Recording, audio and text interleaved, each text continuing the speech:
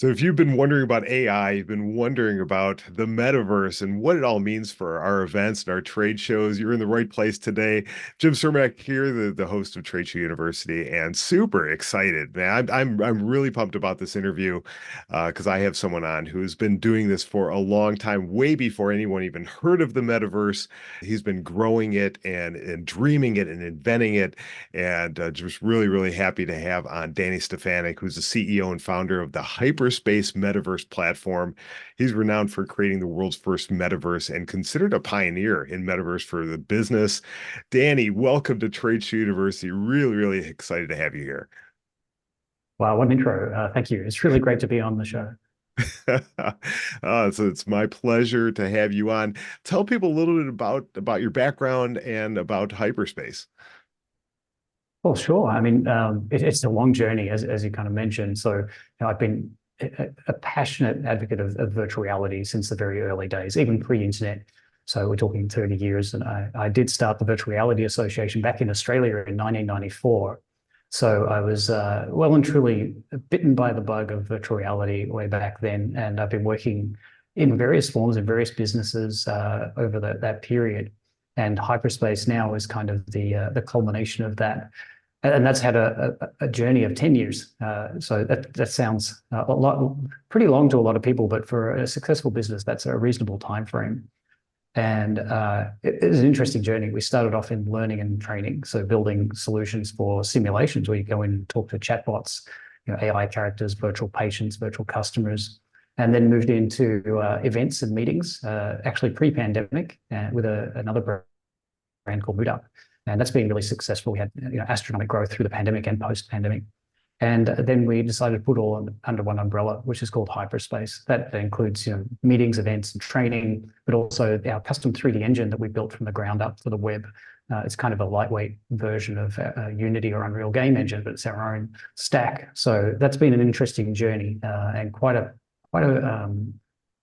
differentiator in the market that's given us some power that others really can't compete with. Happy to chat about that a bit later on.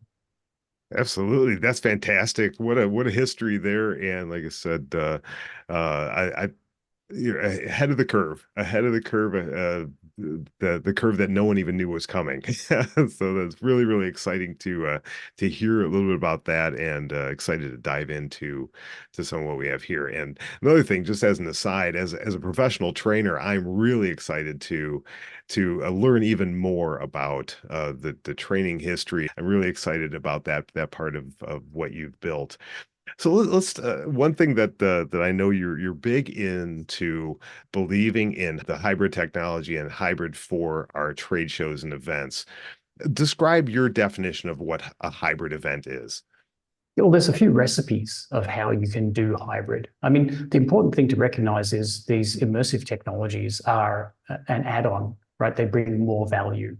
They're not something that's an and or situation. It's not something you have exclusive.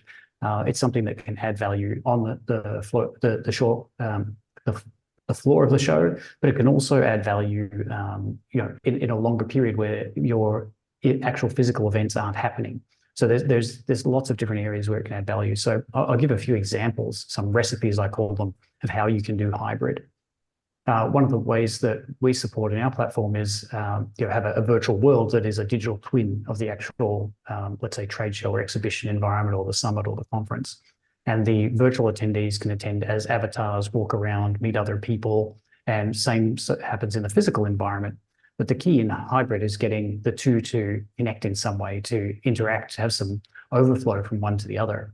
So that can involve, for example, live streaming, but live streaming into a 3D auditorium where people online are sitting and watching, but then using tools like Q&A or polls to engage the remote audience as well as the physical audience in how their responses are and collect them all together. And so that's a great way of getting both audiences giving feedback and communicating. But it's always good if you can have screens at the physical event showing the remote attendees in the virtual world as well. So both audiences are cognizant of each other's presence. One of the technologies we like using is 360 video. So you can set up a camera just like you would a normal camera with streaming, but it's got a 360-degree lens. So you place that on the stage or an expo booth, and remote attendees can actually then be present and look around in any direction of that physical space as well. Oh, So, and so they can be, instead of just having this fixed little 2D window that you get on normal streaming, they can have a front row seat at the auditorium or the talks or in the trade show. This stuff is really compelling for users because they have more control over the experience. They're not just fed, right? Instead, they have the ability to interact and influence what they're seeing. And that's really what makes a immersive event more interesting. And when I say immersive, I don't mean just in a VR headset. It can be on a flat screen, a mobile phone, tablet, but it's having that environment which you can move through or change your perspective that allows a person to have micro engagements, right? So they can change the way they're looking to. They can always be taking part in a personal journey that's unique to them, instead of 1,000 people watching a webinar and everyone seeing exactly the same thing. That's the real difference for these immersive experiences. wow, really making my my head spin a little bit. I mean, this is fantastic. It's something that I've always wondered, can we get to this point? Can we get to the point? Obviously, the technology is there now that we can do this, but having been in many, many, and I think everyone listening or watching has been involved in many different virtual events where you're seeing a keynote speaker, you're involved in a workshop, but you don't have that engagement opportunity. Here is taking it to that next level where, and like you said, both audiences know the other are there, and you could have your responses tied together or compiled with and analyzed with the other audience. So you get that true full audience response to whatever the message is or whatever the presentation is. Wow, really cool. Love this. This is awesome. So what would you recommend for that show organizer who's looking to do this? What would be the first steps that they would take, or what questions should they be asking to take that step to this new version of hybrid where it's really more engagement? Well, I think the number one question, and this is going to sound very commercial, but you really want to know that what you're doing is going to give you a return on investment. So, running an online component of a physical event, the first thing most organizers think about is, more logistics. I have so much more to organize, and that's going to, burden me and, make it more difficult to, finish, let's say, the physical event, which might be their priority. But if you can look at the way the online event is done and the way that it can generate sponsorship and get more people on board, there are ways to achieve not only return on investment, but make it profitable. And this is one of the benefits of the 3D environments or digital twins. Typically, let's say it's a Zoom webinar you attend online, there's very little room for promotion or sponsorship. Maybe we can do some pre-roll video or maybe some banners that go across while you're doing it. But there's no room or scope for people to wander around, to see brands, to get that immersion that you get in a real physical event.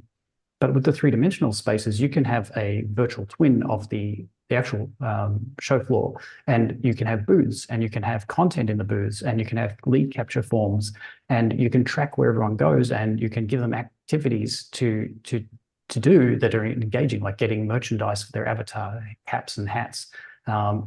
These things unlock, kind of points and prizes, and so you encourage people to move around. We're doing one today, and there's a trade show floor.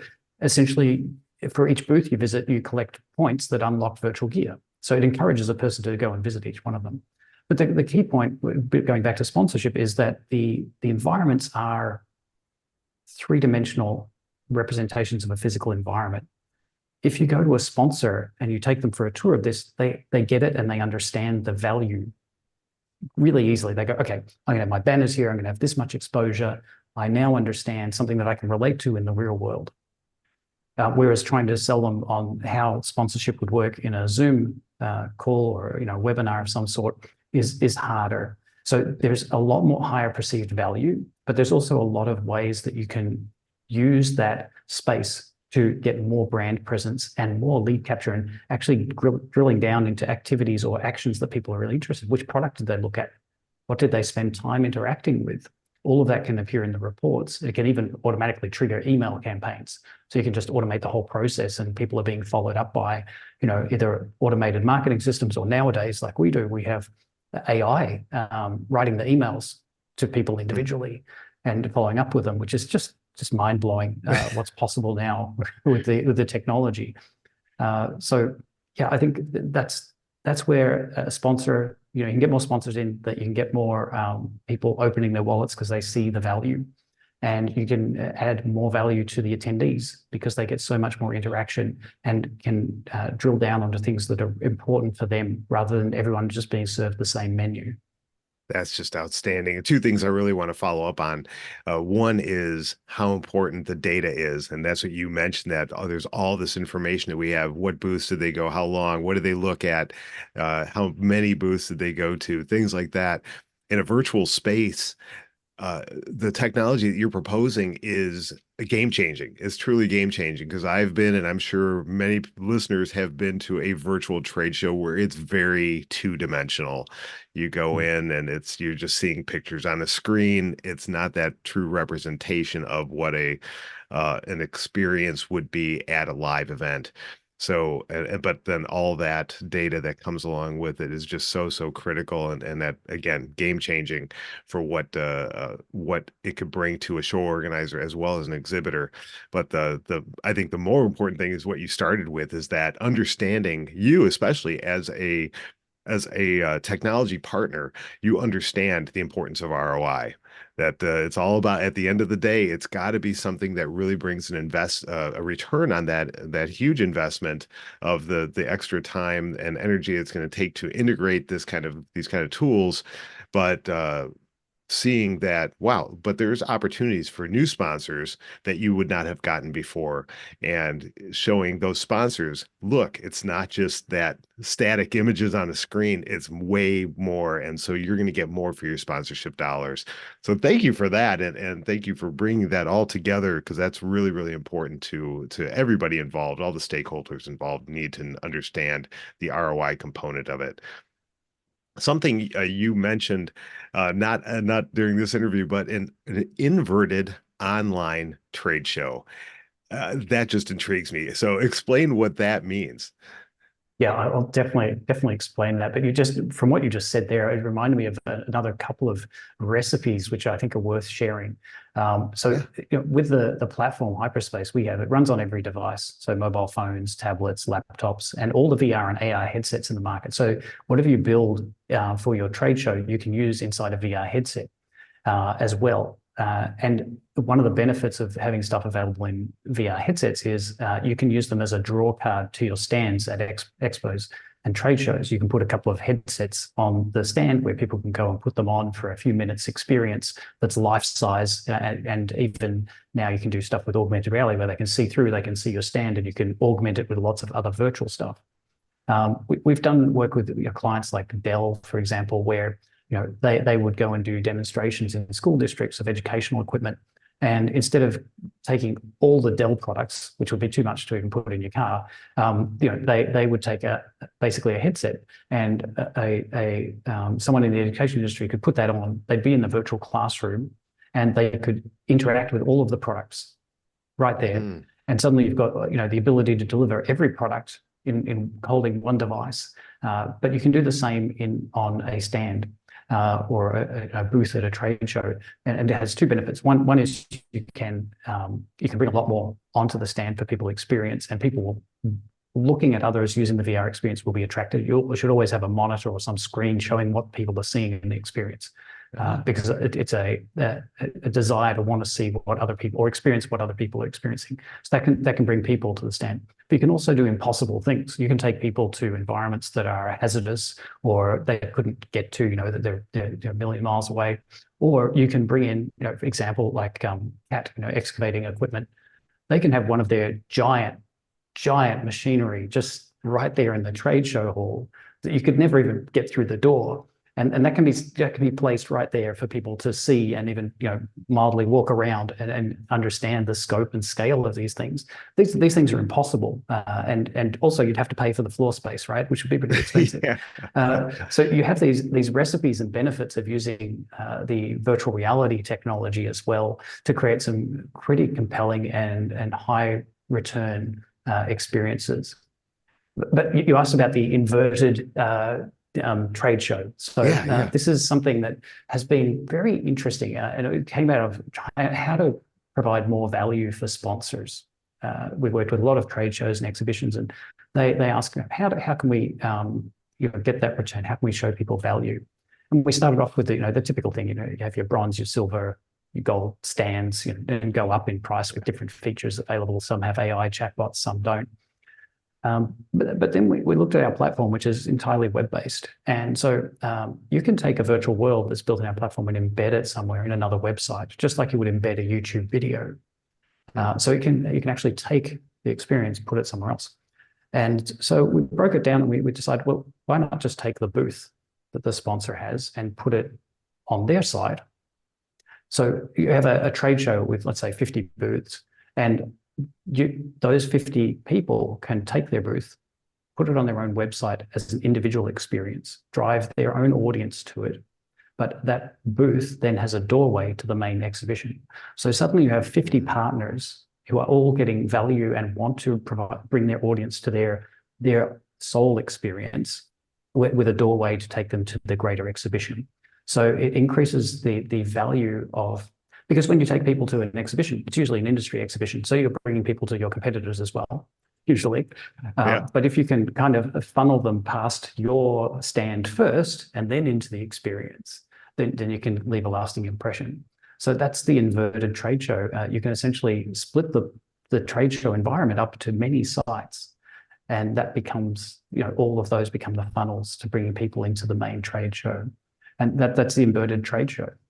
That's really powerful, as I know, and anyone who promotes shows, promotes events. You have a lot of people that can't make it to the live event, and they're like, I don't know if I want to waste my time with the virtual event or anything. But if you give them a taste, because you already have built a little bit of a relationship with that company, they know you, so they get a little bit of taste, and they go, oh, this is really interesting, and then let's see what else is available, and they can go through that, like you said, that virtual doorway back to the main event. That's outstanding. That's really, really great, great technology there that will open a lot of new doors. No pun intended, but that's fantastic. So if a company is looking to do something like this, what kind of lead time are they looking at? Is if they have a show, you tell me, what kind of lead time are they looking at to incorporate something like this? Well, the technology is the easy part. So we have a platform with templates. Everything's ready to go. You have booth designs, all a whole set of them that you can use. You can bring your own 3D assets in, your own booth designs as well. And we have auditoriums if you want to do summits and conferences. So you can get a metaverse up and running in a matter of hours with using the templates, adding your own branding. So that's fine. But yeah. Wow. Well, it's instant, actually. Most people who come on a demo tour with us, after the demo tour, we give them a link to a 30-day free trial, which has a world pre-built. So pretty much a minute after the call, they've got a whole metaverse ready to go that they could start inviting people into immediately. The bit that's just the bottleneck, the slow part of doing this is the getting assets from the particular stakeholders. So you've got 50 booths, 50 stakeholders, and you want to put certain things on those booths, images, PDFs, links to contact forms. Maybe you want to build AI chatbots, which our platform allows you to do all those things without coding.